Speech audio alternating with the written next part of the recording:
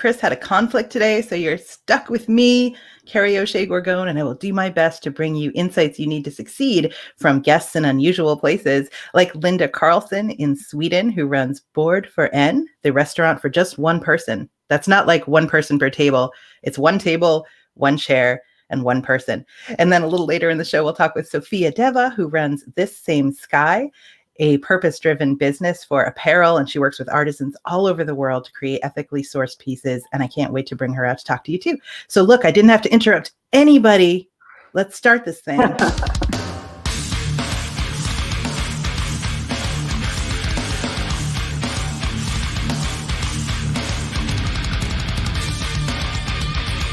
Backpack Show. Linda, tell me about this. How did this begin? So the restaurant opened in May of 2020. Was it like a performance art piece, or was it an actual restaurant? Was it a social distancing thing? What was it? Well, to be honest, it was sort of a social distancing thing to begin with, because my parents came to our new house and they wanted to come in, but they're over 70 years old, so they're in a risk group, and we didn't want to let them in. And they were a little bit sad because they couldn't come into our new house. Then we showed them around the house, where we had set this little table with a candle and, very nice linen cloth and everything. And yeah, they seemed to be very happy sitting there. And we watched them and said to ourselves, me and my husband, Rasmus, we should make this available for everyone. So we started a restaurant the next day. I made the website. So you put the table out in the field with one chair, though. Yeah, okay. Exactly. So no one else, you're not allowed to have a date. No, and the thing is, like, that was the most common question. Like, can I bring someone? I haven't seen my mom for forever. It's Mother's Day coming up in Sweden. It's in May. Can we please come? This is our opportunity to see each other in a safe way. Because that was sort of how I also branded it. Like, you can't go out and have a dinner with a friend or a loved one. But this is I think it's the only safe restaurant in the world right now, safe from COVID. So you're welcome to come here, but you can't bring anyone. So they're like, can I bring my mom? And you're like, no. No, you haven't seen her for months. And no, this is the only safe place to take her, and no, you can't bring her in this field, which we don't even own. But no, you don't own the field. No. Oh wow. No, we have a house, but houses are pretty cheap out in the countryside where it's situated, and this field is a friend of ours, and usually cows walk around there, and also people, they put their tents there when there are festivals, which we haven't had during this COVID year. So yeah.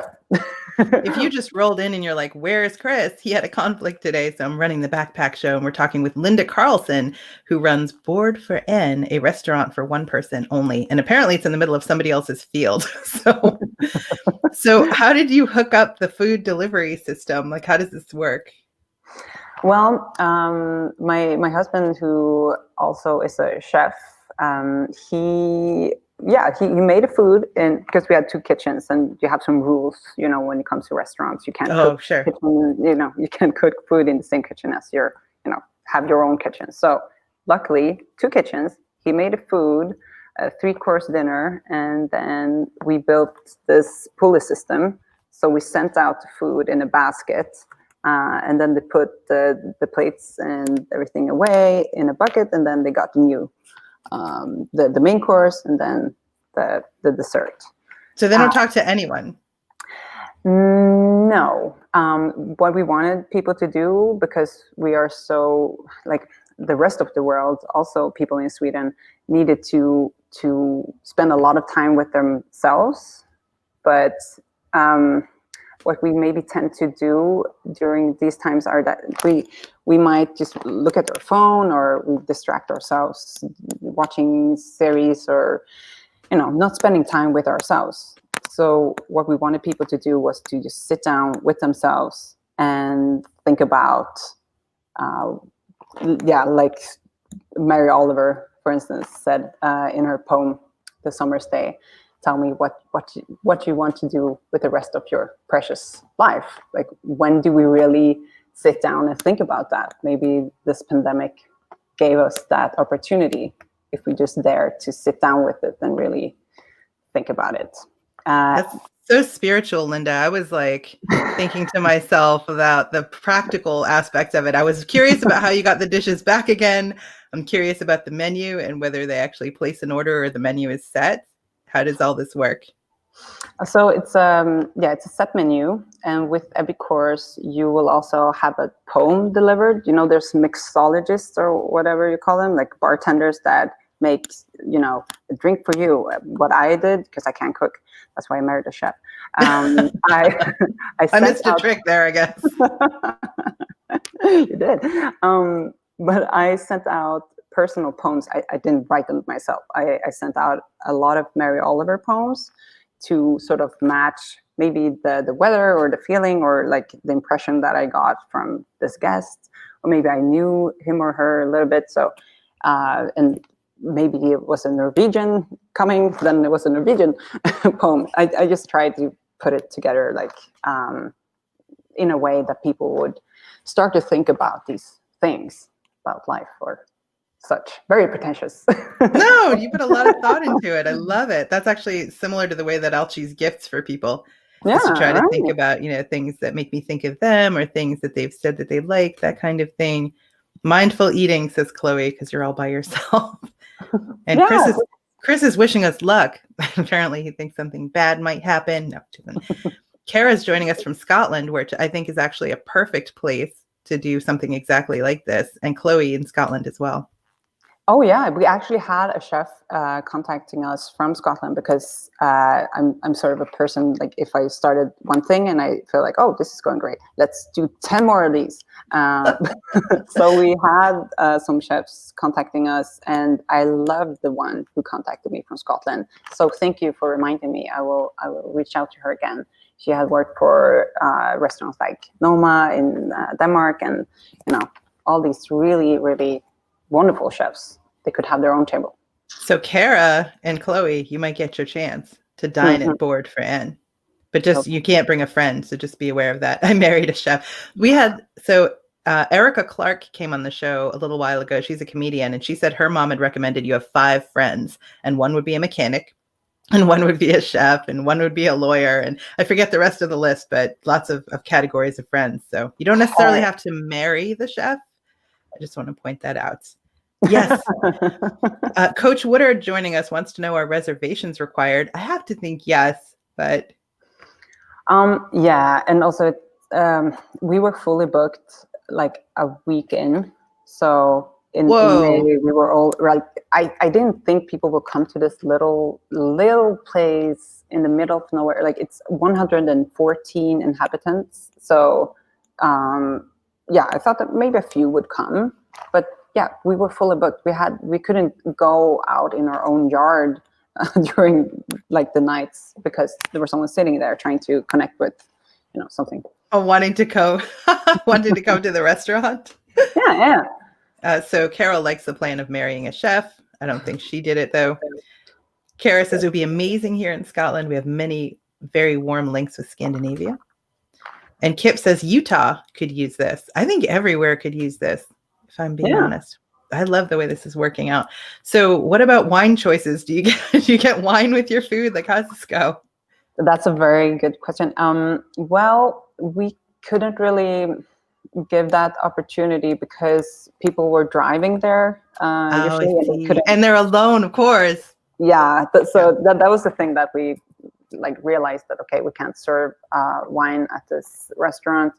So we asked our friend Joel Söderbeck, who also is the owner of Shorget, a bar that won like 50 bars. He won an award called something that I can't remember. I'm sorry. But he runs one of the best bars in the world anyways. So he made the drinks, like he curated the drinks for our set menu, vegetarian menu. Oh, vegetarian. I missed that part. I will still come. Okay. Good.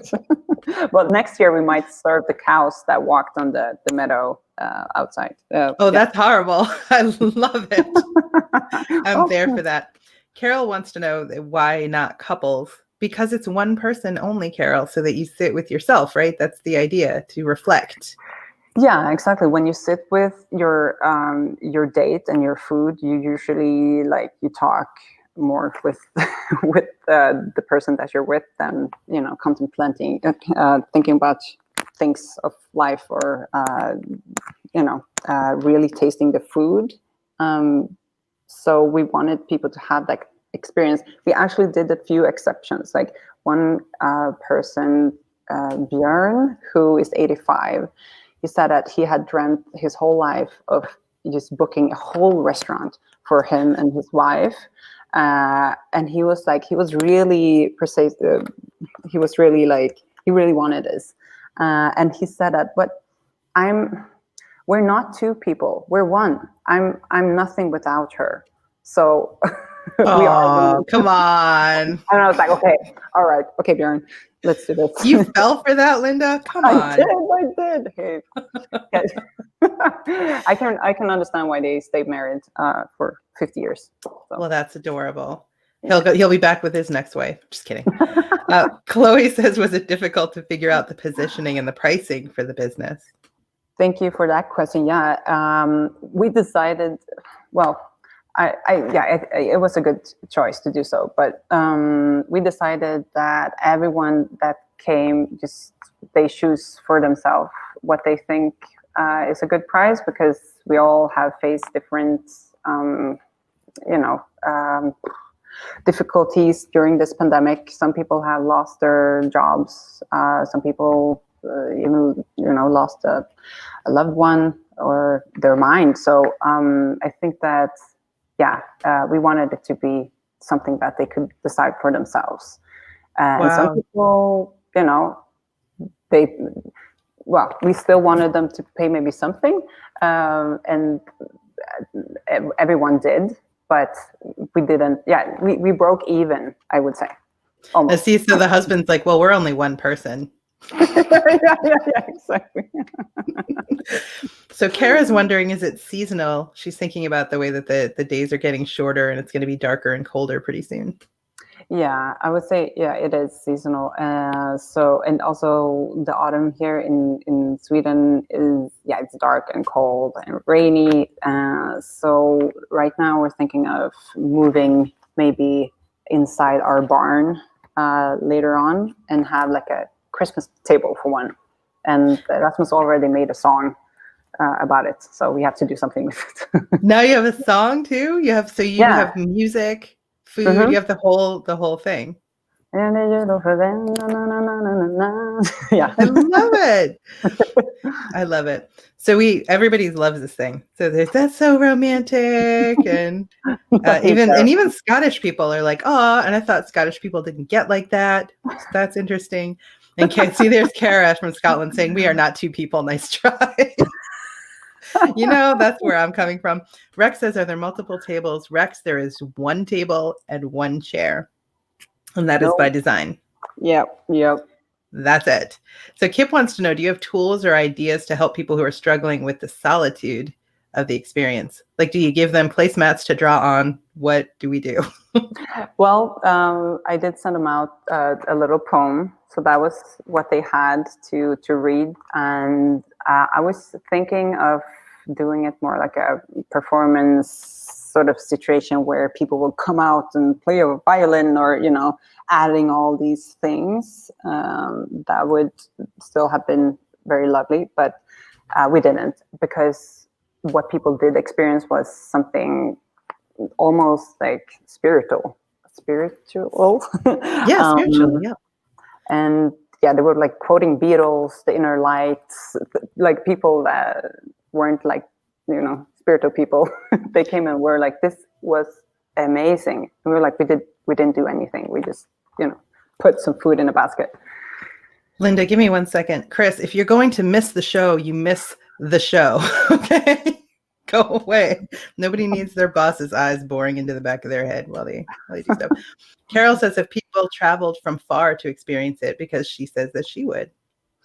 Yeah, people did. There were people coming from Amsterdam and from Norway. Sorry, from the Netherlands and from Norway, and some people from the US. But they didn't like they had to. They reserved the table, but then they couldn't go. So yeah, there were some difficulties there, and so people they had to stay in quarantine for 2 weeks after visiting us. Mm-hmm. So that was really, yeah. That's a lot of self-isolation and reflection. Yeah, right. So I have to do a couple of things. I have to thank our wonderful sponsors. So give me just one moment to do that. The show is sponsored by StreamYard. You see everything being powered by StreamYard right now, the comments, the guests in the studio. It's a very easy to use experience. You can make a show just like this, only you won't have Linda because I got her first. So thank you to StreamYard for sponsoring us. I also wanted to thank PubSite, pub-site.com for sponsoring us. They are a provider of websites for authors. So if you've written a book and you're wondering how to promote it and you need a website, it's super easy to build your own right here on pub-site.com. If you don't want to build it yourself, they'll even do it for you. It's just $19.99 a month, but you can do a 2-week free trial first. And it's powered by the people who are the best book promoters anywhere, the best publicity firm for books and authors, FSB Associates, been in business 25 years. They made this site. So that's how I know that pub-site.com is what you need if you're an author. So thanks for helping me do my sponsor things, Linda. I so appreciate it. I love it. So Chloe says Chris has fear of missing out. And to be fair, he is definitely missing out. Right. Kara has one more question before we bring Sofiya on. Do people take it in turns? So do people come and one person has their experience dining with you and the other waits and then they switch? Only one person a day. Like we need to prepare the food like for 3 hours, and then I set the table for 1 hour, and then the preparation of the poems and then the dishes and everything done. Like so it's intensive. Oh yeah, for everybody involved. Mm-hmm. Wow. That reminds me a lot actually of the scarves that I've seen come out of Sofiya's The Same Sky company. So let's bring Sofiya on. Hi, Sofiya. Hi.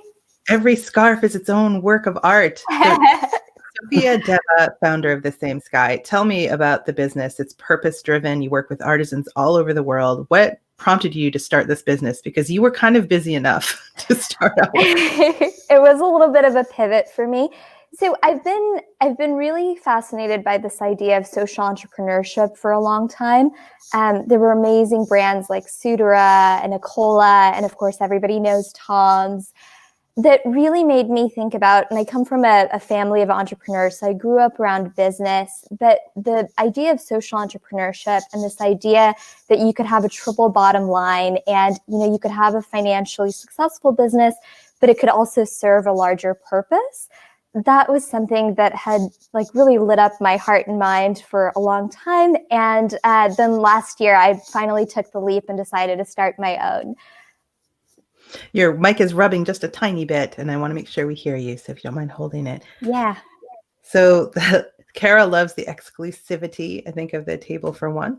And then Kip loves pub-site.com, stock photo of the long room, Trinity College in Dublin. Thanks. Mm-hmm. I love it. It's fun. Oh, Kara says, hi, Sofiya. Hi, Sofiya, from all of us, actually.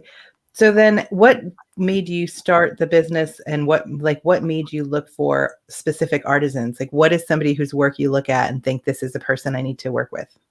Yeah, it's interesting. So, we think of artisans, and artisanal has become a more trending kind of term. So we see it in a lot of different marketing. But for us, we define artisan often as someone who's part of a lineage of craft. So who a lot of times the artisans we work with have had their craft passed down over multiple generations.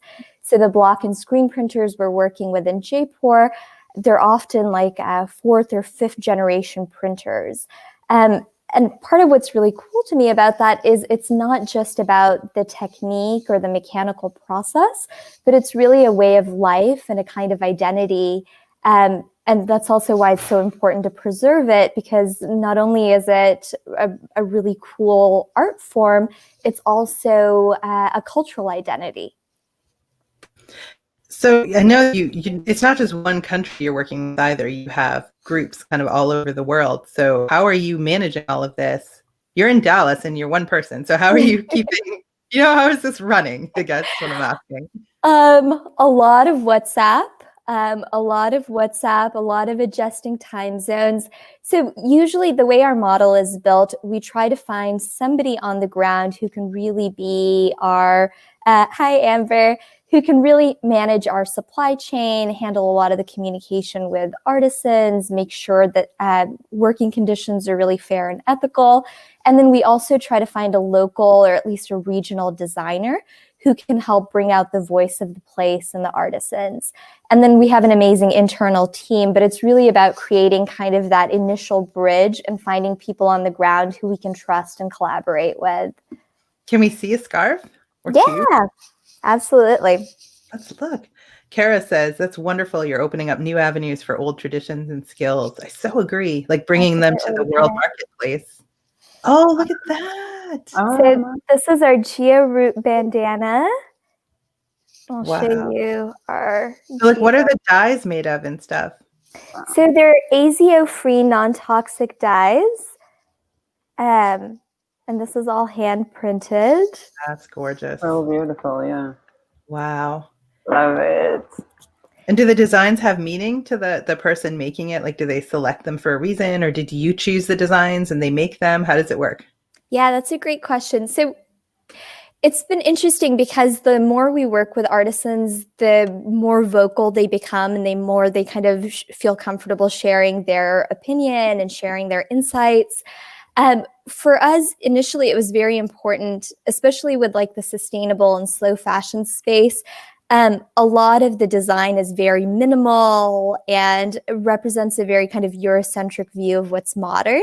And so for us in the design, it was very important to us that we actually honor and bring in inspiration from the place. So these pieces that I shared with you are from Jaipur in India, which is such a colorful place. And so we wanted to bring in the color palette from Jaipur. We wanted to bring in other artistic traditions from Jaipur. And that was all part of the inspiration and the design. Linda, could you make a tablecloth out of some of these? Like, how can we incorporate that? Oh, yeah. We could put them up here. I'm at an art museum. I think we should put them up here. Oh, yeah. Yeah. So Linda's joining us from an art museum in Sweden. If you didn't know that, it's she's got a friend at a table nearby who's really tired of us. Yep, there he is. Hey there. Welcome to the Backpack Show. Sofiya, what's next? So if you want to continue the purpose for the organization, is it a matter of just recruiting more artisans in more places, or are you going to expand product lines? Like, what's your vision for the business? Yeah, so definitely incorporating more artisan groups. So our launch collection was with artisans in Jaipur. But as we were chatting about before the show, Kerry, we're also talking to Akwete weaver women in Nigeria. And we're going to do a line of house robes, hopefully by the holidays.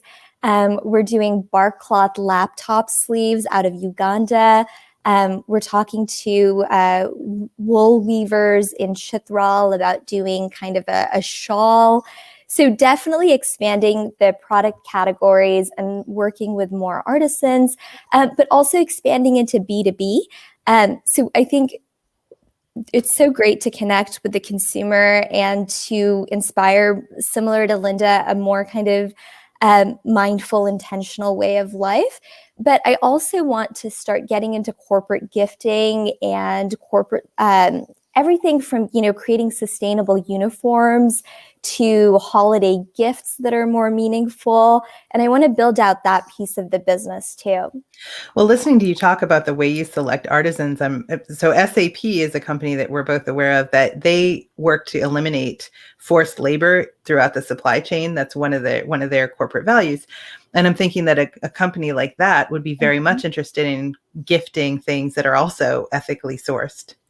Absolutely. It's such a great opportunity for brands when they go kind of go down this avenue for holiday gifting or really anything they're producing, because it allows them to not only really connect with the people that they're gifting, but it also helps them tell their story and kind of enact some of their values. Chloe says she loves that there's a story told with each scarf, and it's so beautiful. There's something really special about wearing your values. And Kip wants to know, how can artisans push back against the pandemic? So actually, Kip, Sofiya herself has to deal with the pandemic too right now. That couldn't have been easy. So you were kind of just getting this same sky launched, and then the pandemic happened. Oh my gosh, Kerry, it's been intense for sure. So India was under lockdown for 60 days during the pandemic, and they were our primary supplier for our launch line. We were really lucky because it was like literally the day before the lockdown in India, we managed to get a photo shoot and our samples completed, which was sheer luck. But for us, it's really just been about building long-term relationships. So luckily I speak, albeit terrible, but I speak Hindi. So that's been a way that I can send WhatsApp videos to the artisans in my terrible Hindi. And I did a lot of that during the lockdown, just letting them know that hey, I know this is a new relationship, but we're committed. We're thinking about you guys. If you need anything, let us know. And I was so touched because the artisans, actually, one of them got an emergency pass to get all of our samples out of the country during the lockdown, which was so heroic. And wow. So for us, it's just all been about building relationships and really showing up for each other and knowing that that's going to be part of what gets us through this crazy time. So you made a video in Hindi, even though your Hindi is terrible. So you made it vulnerable and made a connection with them. Yeah. And so in return, they worked even harder for you. Yeah. And that's the thing. The artisans have been so generous with us and have been such wonderful partners that for us, it's always been okay, how do we give back to them? How do we, create security for them? And how do we make sure that this is something we can keep doing for a long time? Chloe says, scarves make a wonderful gift. Yes, they sure do. And my birthday is coming up. No, I'm just kidding. It's not. I mean, it is everyone's birthday is coming up eventually, but no, it isn't. So then on the backpack show, sort of the whole entire theme of the show and the reason we do it is to figure out what people need in their metaphorical backpack in order to succeed in life for exactly the reasons we're talking about right now. There's a pandemic on, everything is a mess. You can't really have any solid ground on which to build. You can only carry with you what you can fit in your backpack. So I'm going to ask each of you in turn, what one thing would you put in the backpack? It might be metaphorical, like an emotion or fearlessness or resilience, or it could be something physical. One of my favorite previous guests suggested an avocado. So, Linda, what goes in your backpack? Well, I would say, if you're going on a long journey with your backpack, you will meet people that like you and don't like you. And if you really make an entrance, people might love you, but a lot of people will also hate you. So if you really are making something big, you have to also be prepared to have some people that don't like what you're doing, that you're taking up space or that you're trying to do something that someone else maybe wanted to do, or just to be don't be afraid to make enemies, basically. Oh, I was waiting for you to say, so you had to put a club in the backpack. So you're saying a thick skin. That makes complete sense. Kara says it's great finding a vehicle for art and culture combined. And Carol admits to having a bit of a scarf obsession. She likes purple. Her favorite scarf is purple and from India. Sofiya, what goes in your backpack? So I will say poetry, because I think, even talking to Linda and hearing her amazing story, it just feels like this ability. I was initially thinking ability to create an experience, tell a story, but this is exactly what kind of poetry teaches us. And Linda, I didn't get a chance to share with you, our company name, This Same Sky, is actually named after a book of poetry by Naomi Shihab Nye, who's one of my favorite poets. So it's not the most practical answer, but I'm going to say you need a little bit of poetry in your backpack. Poetry you haven't read before, or poetry you know and love? Maybe poetry that comes to you through a pulley system. Right? With a Carefully vegan meal. chosen for you. Prepared for 3 hours Linda spends on these meals. 3 hours. I don't spend probably 3 minutes, as long as it takes me to order Uber Eats is how long I spend. Oh, man. Chloe says she loves poetry. Thank you both so much for joining us today. This has been amazing. And actually, Fazia says she loves the answer poetry. Fazia is one of my favorite people, so if she likes it, I'm way in. Aww. Way in on that.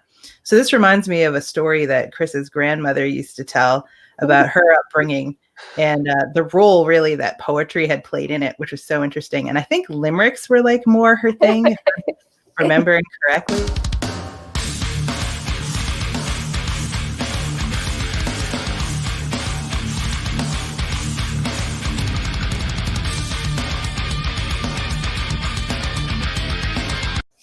Nantucket.